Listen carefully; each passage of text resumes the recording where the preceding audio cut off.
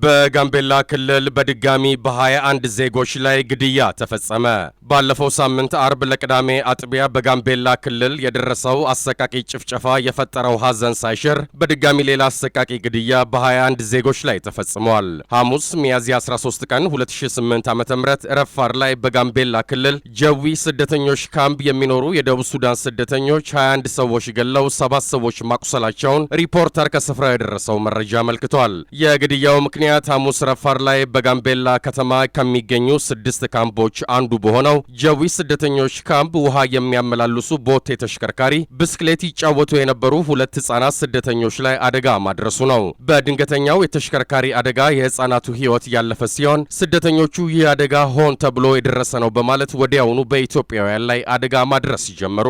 በአደጋው ውስጥ ካለፈው አርብ ድረስ የ21 ሰዎች አስክሬን ተሰብስቦ ወደ ጋምቤላ ሆስፒታል የተጓጓዘ ሲሆን የሟቾች ቁጥር ከዚህ በላይ ሊሆን እንደሚችል የጋምቤላ ነዋሪዎች ለሪፖርተር ገልጸዋል። ስደተኞቹ ደቡብ ሱዳናውያን ድንጋይ፣ ገጀራና ጦር በመጠቀም በስፍራው በአሸዋ በማውጣት ስራ ላይ የተሰማሩ ዜጎች ላይ ጭፍጨፋ መፈጸማቸው ተነግሯል። ጭፍጨፋው የተካሄደበት ቦታ ጫካማ በመሆኑ ራሳቸውን ለማዳን ወደ ጫካ የሸሹ ሰዎች በመኖራቸው በወቅቱም ያልተገኙ ሰዎች ስለነበሩ የሟቾች ቁጥር ሊጨምር እንደሚችል ምንጮች ተናግረዋል። የቆሰሉ ሰዎች ጋምቤላ ክልል ውስጥ በምትገኘው ቦንጋ ከተማ ሕክምና እየተደረገላቸው መሆኑም ተገልጸዋል። ይህ ጭፍጨፋ የተሽከርካሪ አደጋ ምክንያት ያድርግ እንጂ የክልሉ ነዋሪዎች መሰንበቻውን በክልሉ የተከሰቱ ጭፍጨፋዎች ከዚህ ቀደም ታይተው በማይታወቁ መንገዶች የተፈጸሙ በመሆናቸው ከፍተኛ ስጋት እንደፈጠረባቸው ተናግረዋል። ጋምቤላ ሚያዝያ 7 ቀን 2008 ዓ.ም አርብ ለቅዳሜ አጥቢያ ከንጋቱ 11 ሰዓት በደረሰው ጭፍጨፋ የ182 ሰዎች ሕይወት ሲያልፍ ከዚህ ቀደም ባሉት ቀናት ከነበረው ግድያ ጋር በድምሩ የ208